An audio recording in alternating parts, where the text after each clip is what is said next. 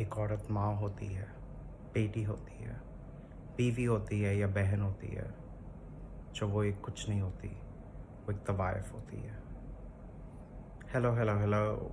Welcome to today's podcast and videocast on YouTube and on Apple and Spotify. Today, I want to talk about what it's like to be orphaned or estranged or rejected by family.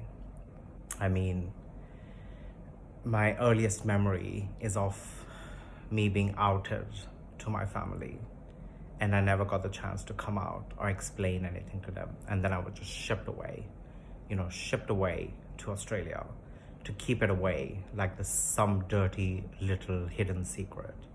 And because I was also not sure what kind of life I would get, I went with it.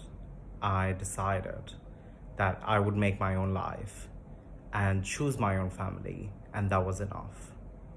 But over time, I realized how important it is to get over that rejection, to get those answers as to why are you being punished and exiled away for something you never chose or did. And I decided to confront them. I confronted them a lot of times, and I made them accept who I was. It was a journey. My parents come from small towns, but they're all educated, so there should be no excuse, right? So I decided that I'm gonna take my time, give them the energy, not be angry, and explain it to them slowly. They came around. It took a few years. There was a lot of angst. They tried to ask me why I'm not married, why they can't get me married, and I asked them, why should I marry? And they said, everyone does. It's a part of society.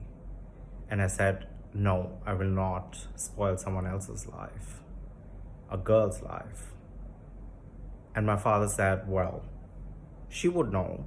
We would tell her, and she would still marry you. There was no problem. And I said, no, I cannot wake up next to a person if I didn't love them. I don't want them with me. And he said, then how are you gonna spend your life alone for the rest of your life with no one there to take care of you? And I said, that could also happen in straight marriages. I could be divorced, she could be dead. I mean, that is not a reason to compromise on your love and your happiness and your companionship. So they said that it was Australia that was doing the talking and not me. And I said, no, it was everywhere. And we had the right to choose our love and whom we want to be with. And I was very confident I will fall in love and marry and have children and do whatever I wanted to do without doing it for someone else. So I kept living my life in Australia, and they accepted me more and more. And at some point I decided I should come back and give it a good shot and have them accept me, have an Indian boyfriend, marry him, and they would accept him, and it would be a great, happy family. How wrong I was. It never happened. Of course it never happened. I didn't fall in love with someone in India. Even if I did, they were all closeted. They never came out. There was no family thing. Of course, everyone brings them around, and yes, people secretly know, but that's a friend. They always see it as a friend. But I fell in love with a white man. How do you hide that? How do you say he's just a friend when everyone else can see the truth?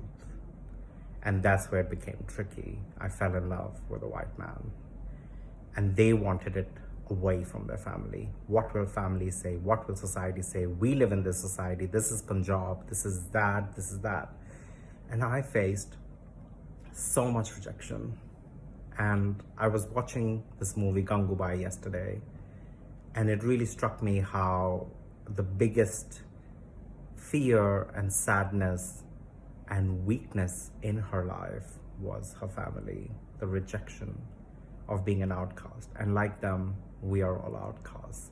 And sure, you can choose to not live your life freely. You know, you could choose to just live by their terms. It always comes with strings, you know, it's never full acceptance. People always say, oh yeah, my friends are cool with it. And I said that for 10 years. But what are the things they don't accept? What are the conditions? What are the strings? And why should we put up with them? So the main thing that comes down to is they must accept, respect, and love you for who you are in totality. Whether you're trans, whether you're gay, whether you're bi, whether you're lesbian, whether you're intersex, it's not a choice. It's absolutely who you are. And if they don't accept all of it, if they try to hide any part of it, you must not put up with it. If you want to put up with it, you should know what it comes with. And of course, the happiness goes away. I have tried it, believe me. It's always give and take. And then you really need to choose, where does your happiness lie? What makes you happy?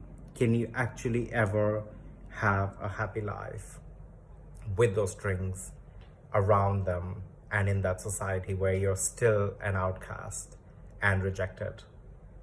So I ask you to ask yourself,